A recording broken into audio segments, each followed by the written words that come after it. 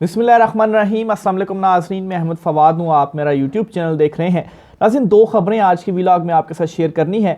सबसे पहली और बड़ी breaking news Islamabad high court से है, जहाँ पर जस्टिस मोहसिन अख्तर कियानी, जो कि chief justice Islamabad high court justice Aamir Farooq के बाद सीनियर तरीन जज हैं, उन्होंने बड़ा एक अहम सवाल इस वक्त उठा दिया है। और ये सवाल है चीफ जस्टिस आमिर फ़ारूक के इख्तियारात के हवाले से।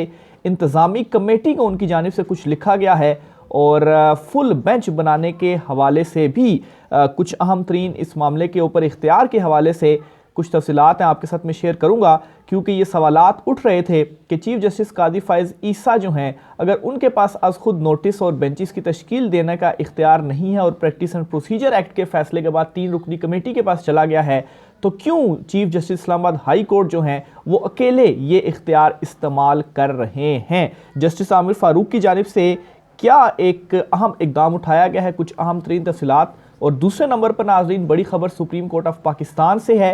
रजिस्ट्रार सुप्रीम कोर्ट ऑफिस की जानिब से 2 अहम नोयत के जो मुकदमात हैं, वो मुकदमात मुकर्रर करने के लिए, समाअत के लिए मुकर्रर करने से उनके ऊपर जो एतराज़ात हैं वो उठाए गए हैं। और ये एतराज़ात उठाए जाने के बाद चीफ जस्टिस कादी फ़ाइज़ ईसा के ऊपर भी कुछ सवालात उठ गए हैं। इस पर भी कुछ अहम तरीन तफसीलात आपके साथ शेयर करूँगा।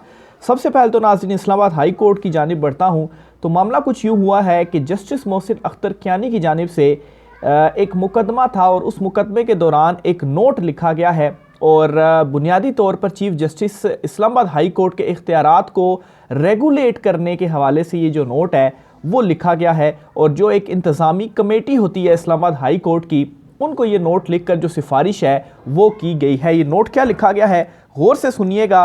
और क्या इस वक्त इस्लामाबाद हाई कोर्ट के अंदर हो रहा है, क्योंकि सुप्रीम कोर्ट में तो चीफ जस्टिस कादी फ़ाइज़ ईसा ग्रुप और जो इनके मुखालिफ ग्रुप है, जो कि चीफ जस्टिस उमर अताब बंदयाल जो कि साबिक चीफ जस्टिस थे, उस वक्त सामने आया। और फिर उसके बाद अभी डिवीज़न जो है वो बड़ी वाज़ेह है। जस्टिस मुज़ाहिर अकबर नकवी के ख़िलाफ़ जो रेफरेंस है वो भी आपके सामने है और उन्होंने ख़ुद हाईलाइट किया कि कैसे जस्टिस सरदार तारिक और उनके ख़िलाफ़ जो शिकायत हैं उनको डिफरेंटली ट्रीट किया जा रहा है। तो अब ये मामला नीचे इस्लामाबाद हाई कोर्ट में भी खुल चुका है।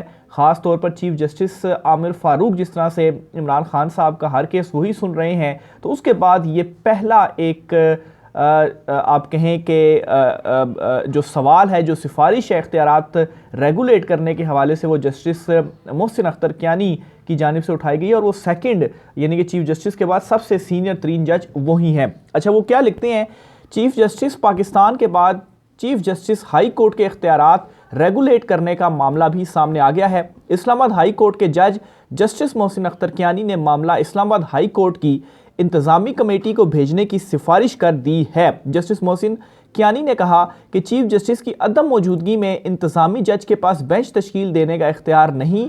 इंतज़ामी जज हंगामी नोयत के केस को भी उसी दिन समाअत के लिए मुकर्रर नहीं कर सकता। यानी कि इसमें होता ये है कि ज़ाहिर सी बात है, अब चीफ जस्टिस हर वक्त तो या हर रोज़ तो नहीं होते, बीच में बीमारी या किसी वजह से जो छुट्टी है या वो अदालत आ नहीं पाते, तो उस दौरान क्या होता है कि जो सीनियर तरीन जज होते हैं फिर उनके पास ये इख्तियार होता है कि वो कोई भी जो केस वगैरह है अगर हंगामी तौर पर उसके ऊपर समाअत करनी हो या कोई भी इस तरह का जो मैटर है वो सामने आए, तो फिर उनको ये जो इख्तियार है वो होता है। लेकिन इस मामले में इस्लामाबाद हाई कोर्ट के जो चीफ जस्टिस हैं उन्होंने ये इख्तियार अपने पास ही रखा हुआ है और उन्होंने ये इख्तियार नहीं दिया हुआ। तो पिछले दिनों में भी जब इमरान खान साहब के केसेस थे तो बीच में चीफ जस्टिस आमिर फ़ारूक साहब बीमारी की वजह से वो रुखसत पर भी थे, तो उस वक्त भी अगर ये इख्तियार होता जस्टिस मोहसिन अख्तर कियानी जो हैं, जो कि सेकंड सीनियर मोस्ट जज हैं इस्लामाबाद हाई कोर्ट के, या उनके पास नहीं भी कोई इंतज़ामी कमेटी है, जो भी मामला है, तो उसके बाद किसी के पास ये इख्तियार होना चाहिए कि वो चीज़ों को आगे लेकर चल सके। क्योंकि चीफ जस्टिस के ना होने की वजह से ऐसा नहीं हो सकता कि जो सारे का सारा निज़ाम है वो रुक जाए और इख्तियारात उन्हीं के पास हों और वही सिर्फ इख्तियारात को इस्तेमाल कर सकते हों। मिसाल के तौर पर सुप्रीम कोर्ट ऑफ पाकिस्तान में भी जब चीफ जस्टिस जो होते हैं वो अगर फ़र्ज़ करें किसी बैरूनी दौरे पर हैं या किसी मसरूफियत की वजह से वो नहीं आ रहे या कुछ रोज़ की छुट्टी के ऊपर हैं, तो उनकी गैर मौजूदगी में एक कायम मकाम चीफ जस्टिस होते हैं, यानी कि उनके बाद जो सीनियर जज होते हैं वो कायम मकाम चीफ जस्टिस का हल्फ उठाते हैं और फिर वो सारे इख्तियारात उनके पास होते हैं और वो अमूर को चला रहे होते हैं। तो इसी तरह से ये सवाल उन्होंने उठा दिया है और जो इंतज़ामी कमेटी है उनको भी इस हवाले से लिख दिया है कि इंतज़ामी जज के जो एक इख्तियारात हैं वो चीफ जस्टिस की गैर मौजूदगी में होने चाहिए। तो और चूँकि उनके पास नहीं थे या chief justice Islamabad high court की जानिब से ये नहीं दिए जा रहे थे, तो इस वजह से ये जो एक नोट सा है वो उनकी जानिब से लिखा गया है। अच्छा, अपने इंतज़ामी नोट में वो लिखते हैं कि इंतज़ामी जज के पास अहम नोयत का केस भी अगले रोज़ के लिए मार्क करने का इख्तियार है। केस मार्क करने के बावजूद एडमिनिस्ट्रेटिव जज समाअत के लिए बेंच तश्कील नहीं दे सकता। तो ये बेंच की तश्कील के ऊपर भी उन्होंने जो सवाल है वो उठाया कि बेंच भी वो तश्कील नहीं दे सकता। अब इसमें वही नुक्ता उठेगा कि अगर चीफ जस्टिस पाकिस्तान के पास ये इख्तियार नहीं है और 3 रुकनी कमेटी के पास इख्तियार चला गया बेंचेस की तश्कील के लिए, तो क्यों इस्लामाबाद हाई कोर्ट जो है वहाँ के सिर्फ चीफ जस्टिस के पास ही ये इख्तियार है और वहाँ पर क्यों ऐसी 3 रुकनी जो कमेटी है वो नहीं है जो कि बेंचेस को तश्कील करे, बेंचेस बनाए। और वही चीफ जस्टिस काजी फायज़ ईसा के रिमार्क्स कि अगर मेरे अकेले के पास ये इख्तियार हो तो मैं बेशक वो मुकदमा ही ना लगाऊं, तो आप क्या कर लेंगे। तो ऐसा नहीं होना चाहिए, ये कमेटी के पास होने चाहिए, 3 उसमें जजेस हों ताकि वहाँ पर कोई जो फैसला है वो किया जा सके। तो बिल्कुल ये सवाल फिर यहाँ पर भी उठता है। लेकिन इमरान खान साहब भी इस मामले के ऊपर अदम एतमाद कर चुके हैं चीफ जस्टिस आमिर फारूक के ऊपर कि आप वो उनके केसेस ना सुने। उसके बावजूद सारे केसेस चूँकि उनके पास इख्तियार है वो अपने पास ही समाअत के लिए मुकर्रर करते हैं। लेकिन ये सवाल अब यहाँ पर उठ चुका है। मज़ीद वो अपने इसमें लिखते हैं जी कि एडमिनिस्ट्रेटिव जज महज चीफ जस्टिस के फराहम करदा इख्तियारात के मुताबिक केस मार्क कर सकता है। बादिउल नज़र में ये पहलू दरख्वास्त गुजार को मुश्किल सूरत हाल में डाल देता है। इस्लामाबाद हाई कोर्ट के इंतज़ामी मामलात चलाने का इख्तियार इंतज़ामी कमेटी के पास है। उनका ये भी कहना था कि ये मामला इंतज़ामी कमेटी के सामने रखा जाए ताकि वो इस पर कोई फैसला कर सकें। High court rules and orders के तहत मामला फुल कोर्ट के सामने भी रखा जा सकता है। यानी कि इस मामले को उन्होंने ना सिर्फ इंतज़ामी कमेटी बल्कि ये कहा है कि रूल्स के तहत जो है ये मामला फुल कोर्ट के सामने भी रखा जा सकता है। यानी कि अगर इस्लामाबाद हाई कोर्ट के ही जितने जजेस हैं वो एक फुल कोर्ट उनका बैठ जाए और वो इस मामले के ऊपर फैसला करे कि आगे किस तरीके से चला जा सकता है। तो ये बहुत बड़ा एक डेवलपमेंट है जो कि इस्लामाबाद हाई कोर्ट से सामने आई है और ये जस्टिस मोहसिन अख्तर कियानी जो हैं उनकी जानिब से ये लिख दिया गया है। दूसरे नंबर पर नाज़रीन सुप्रीम कोर्ट ऑफ पाकिस्तान से जो खबर थी, 2 मुकदमात बड़े सीरियस नोयत के मुकदमात थे, बड़े अहम और मुकदमात थे और संजीदा मुकदमात थे। इनमें क्या हुआ है कि रजिस्ट्रार की जानिब से एतराज़ लगाया गया है। अब मैं इन 2 मुकदमात की तफसील और फिर एक ऐसा मुकदमा फ़िक्स किया है जो कि इन मुकदमात से ज़्यादा इम्पोर्टेंट नहीं था। अच्छा, एक तो रजिस्ट्रार ऑफिस की जानिब से क्या किया है जी कि मिठाई और बेकरी आइटम से कीमतों के तयन का मामला सुप्रीम कोर्ट तक पहुंचा था और ये मामला उन्होंने फ़िक्स कर लिया और चीफ जस्टिस काजी फायज़ ईसा की सरबराही में 3 रुकनी बेंच के सामने ये केस उन्होंने फ़िक्स किया है। और पेशावर हाई कोर्ट के फ़ैसले के ख़िलाफ़ बेसिकली ये अपील दायर की गई थी और पेशावर हाई कोर्ट ने मिठाई और बेकरी आइटम्स की कीमतें कंट्रोल करने को इंतज़ामी मामला करार दे दिया था। तो अब इस तरह की एक जो दरख्वास्त है वो समाअत के लिए मुकर्रर हो जाती है जी कि मिठाइयों और बेकरी आइटम्स की जो कीमत है उनको तयन उनका किया जाए। ज़ाहिर सी बात है, ये इंतज़ामी मामला है, इंतज़ामी अमूर के ऊपर ही चीज़ें चलेंगी। लेकिन दूसरी तरफ 2 बड़ी अहम नोयत के मुकदमात थे। एक तो ये था कि शहरियों की मुल्क भर से जबरी गुमशुदगियों का मामला था। इसमें एतजाज़ हसन साहब ने दरख्वास्त दायर की थी और ज़ाहिर सी बात है जो जिस तरह से पाकिस्तान तहरीक इंसाफ के जो कारकुनान हैं या रहनुमा वगैरह हैं उनके हवाले से भी ये मामला ज़ाहिर सी बात है वो भी इसके अंदर ही आता था क्योंकि उनके साथ भी यही चीज़ें हो रही हैं। लेकिन इसके ऊपर रजिस्ट्रार की जानिब से एतराज़ आयद किया गया और एतराज़ आयद करके ये दरख्वास्तें वापस कर दी गई हैं। अब ये दरख्वास्त जो थी ये भी अज़ खुद नोटिस के तहत मफाद आमा जो है वो उस मामले के हवाले से दायर की गई थी कि इसके ऊपर अज़ खुद नोटिस लिया जाए। लेकिन यहाँ पर देखा कि जनरल फैज़ हमीद साबिक DGISI जो हैं उनके ख़िलाफ़ एक दरख्वास्त आती है तो एक हफ़्ता भी नहीं होता और वो दरख्वास्त समाअत के लिए मुकर्रर हो जाती है और उसके ऊपर ऑर्डर भी आ जाता है।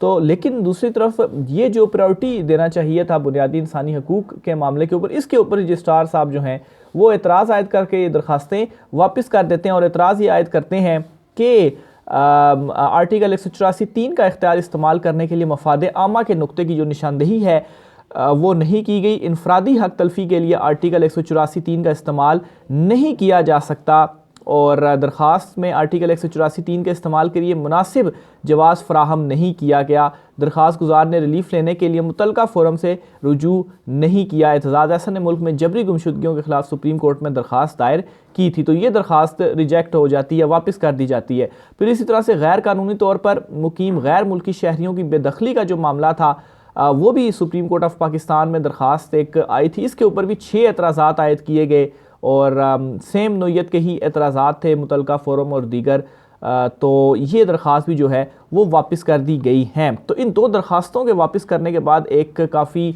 हलचल भी मची हुई है सुप्रीम कोर्ट ऑफ पाकिस्तान में भी। ख़ास तौर पर सवालात बहुत ज़्यादा उठाए जा रहे हैं कि चीफ़ जस्टिस कादी फ़ाइज़ ईसा जो हैं इस मामले को उनको देखना भी चाहिए और इस तरह की जो दरख्वास्तें हैं क्यों जो एंटरटेन हैं वो नहीं हो रही। आगे चलते हुए 2 और ख़बरें हैं वो भी आपके साथ मैंने शेयर करनी है। पहली खबर तो चौधरी निसार अली ख़ान के हवाले से है। उनके हवाले से ये इतलात सामने आ रही थी कि उनको नवाज़ शरीफ मुलाकात करेंगे और उनको मनाएंगे, लेकिन नवाज़ शरीफ की अभी तक उनसे कोई मुलाकात नहीं हुई, बल्कि उल्टा ये राना सनाउल्लाह ने एक बयान दे दिया है कि जो राना सनाउल्लाह का हलका होगा उस हलके में नून लीग अपना उम्मीदवार खड़ा करेगी। अब चौधरी जो सरवर थे वो तहरीके इस्तेहकाम पाकिस्तान पार्टी में शामिल हो चुके हैं, तो उनका और चौधरी निसार का सेम ही एरिया है, तो वहाँ से तो उस टिकट पर वो लड़ेंगे। दूसरी तरफ चौधरी निसार अली ख़ान साहब शायद लड़े, लेकिन नून लीग कह रही है जी कि वो भी अब अपना उम्मीदवार खड़ा करेगी, यानी कि चौधरी निसार अली ख़ान से उनकी जो बात है वो नहीं बन पाई।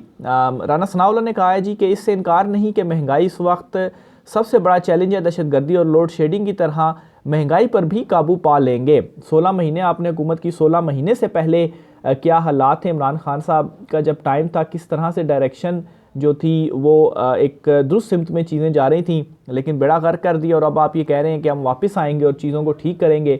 3 मरतबा हुकूमत आप कर चुके हैं लेकिन आपने चीज़ें ठीक नहीं कर पाए और अब भी आप ये कह रहे हैं कि हम आएंगे और चीज़ों को ठीक करेंगे। तो बहरहाल ये उन्होंने एक प्रेस कॉन्फ्रेंस की और उस प्रेस कॉन्फ्रेंस में उन्होंने ये कुछ जो बातें हैं वो कहीं और चौधरी निसार अली ख़ान के हवाले से भी उन्होंने कहा जी कि उनके हलके में हम अपना उम्मीदवार ज़रूर खड़ा करेंगे। एक मुकदमे की समाअत के दौरान जो जज मुरीद अब्बास हैं, जो कि इमरान खान साहब के ख़िलाफ़ जो खातून जज से रिलेटेड केस था, उसमें कुछ अहम रिमार्क्स दिए गए और कहा गया है जी कि इमरान खान साहब का जब भी केस लगता है तो पूरा दिन ज़ाया हो जाता है और पूरे दिन में वो कोई भी मुकदमा नहीं सुन सकते। अब ये तफसीलात इसलिए आपके सामने रख रहा हूँ कि मतलब है कि इमरान खान साहब का हवाले से वैसे ही कोई 200 के करीब मुकदमात इस वक्त चल रहे हैं, तो वाकई में क्यों जो टाइम है वो वेस्ट किया जा रहा है। और इस मुकदमे में भी इमरान खान साहब ऑलरेडी अगर हाई कोर्ट से भी माफ़ी मांग चुके थे और इस मामले को भी अब ख़त्म कर देना चाहिए, लेकिन खैर अभी तक ये जो मामला है वो चल रहा है और जज साहब ये कह रहे हैं कि इमरान खान साहब का जब ये केस लगता है तो पूरा दिन ही ज़ाया हो जाता है, यानी कि पूरे दिन में वो और कोई भी केस नहीं सुन पाते हैं। तो मेरे ख्याल से वैसे तो इमरान खान साहब के जितने भी मुकदमात वगैरह हैं वो अदालतों में लगाए जा रहे हैं, तो टाइम वेस्ट ही है क्योंकि इन मुकदमात में ऐसा तो कुछ है नहीं, लेकिन बस मुकदमात कायम किए गए हैं तो फिर मुकदमात लगेंगे, बेशक टाइम वेस्ट होता है तो होता रहे। असद उमर के हवाले से एक इंकशाफ सामने आया है। शेर अफजल मरवत साहब हैं, असद उमर साहब ने पाकिस्तान तहरीक इंसाफ और सियासत दोनों को ही अब छोड़ दिया है। उनके हवाले से शेर अफजल मरवत ने कहा जी कि 2 मरतबा उनका जो एक मैसेज था वो मैं इमरान खान के पास लेकर गया कि असद उमर साहब जो हैं उनको आप वापस ले लें। तो इस पर उनका ये कहना था, एक शो में उन्होंने ये कहा है और कि असद उमर के हवाले से इमरान खान साहब ने कहा है जी कि असद उमर को मैं अब वापस नहीं लूँगा। और जो इसकी रीज़न है वो ये है कि असद उमर ने जब वो प्रेस कॉन्फ्रेंस की तो उसकी वजह से जो तहरीक इंसाफ का वर्कर्स था वो बददिल भी हुआ और जो हौसला था वो भी उन लोगों का टूटा। और उसकी जो रीज़न थी वो ये थी कि असद उमर बिल्कुल मेन लीडरशिप थी, इमरान खान साहब के बाद की लीडरशिप थी। यहाँ तक कि लोग ये भी कह रहे थे कि इमरान खान के बाद अगर पाकिस्तान तहरीक इंसाफ किसी के पास जानी चाहिए तो वो असद उमर के पास होनी चाहिए जिस तरह के वो लीडर हैं। लेकिन इमरान खान साहब के उनके हवाले से ख्यालात ये हैं कि असद उमर जो थे उन्होंने जिस तरह से प्रेस कॉन्फ्रेंस की हौसला बुनियादी तौर पर तोड़ा, अगर वो डटे रहते और खड़े रहते तो शायद हालात में कुछ डिफरेंस होता या वर्कर्स जो थे वो हौसला उस तरह से ना छोड़ते। लेकिन खैर इनके जाने के बाद भी कुछ ज़्यादा फ़र्क नहीं पड़ा, और भी बहुत सारे लोग गए हैं, लेकिन जो इमरान खान के साथ हैं वो इमरान खान के साथ आज भी साथ हैं। राय का कीजिएगा। मुझे इजाज़त दीजिए। अल्लाह हाफ़िज़।